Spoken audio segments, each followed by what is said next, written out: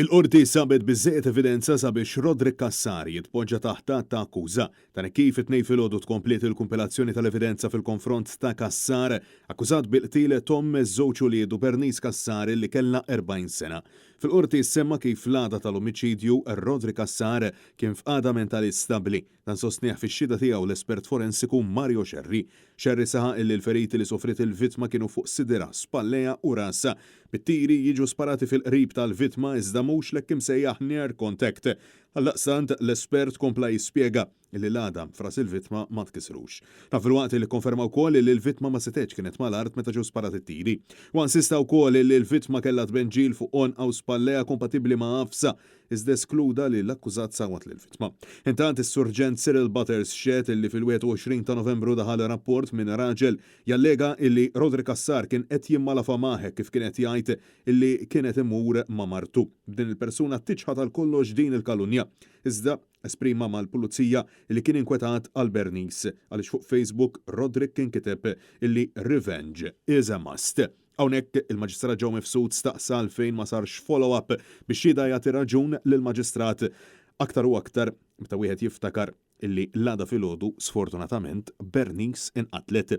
Xedet ukoll mara illi kienet taf li l-kopja u li jisimha ma jistax jixxandar fuq ordni mill-qorti hija saħqet illi ċemplet lill-akkużat għaliex kienet inkwetata għalih malli lemħet kitba fuq Facebook. Hija saħqet illi l-akkużat għalilha bli kien għamel. Xedet ukoll ħabiba ta' Bernice illi spjegati li kienet fetħet qalba magħha u qaltilha li telqet mid-dar f'jum l-omm wara illi l-akkużat allegatament kien għamlilha sikkina monqa quddiem uliedha fost diversi każi oħra ta' abbuż.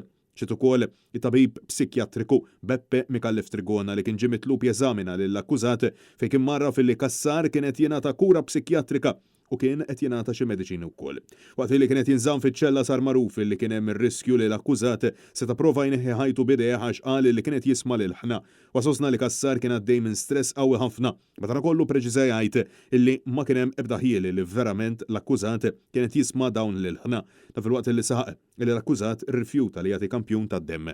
F'xhieda tiegħu il-kontistabbli Elton Farrugia stazzjonat fit-taqsima ballistika kkonferma li t-tielet tir sparat ma laqatx lill-vittma bl-iskartoġġ jinstab biswit saqajn il-mara. Fil-waqt li spjega li t-tip ta' arma użata kienet center b'kanna qasira u b'sistema tal-hekk imsejjaħ pump action li jfisser li l-persuna li qed tuża trid tikkarga lura u terġa' tikkarga il quddiem. Jispjegat ukoll illi t-tiri ma ġewx sparati aktar minn 90 ċentimetru il-bot mill-vittma.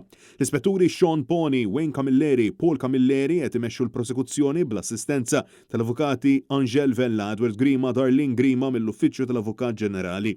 L-avukati Franco De Bono, Marian Camilleri, Arthur Azzuppardi u Jacob Magri qed jidhru għal Rodrik Kassar. L-avukati Stefano Filletti u Marita Paġdemek qed jirrappreżentaw il-familja ta' Bernice Kassar.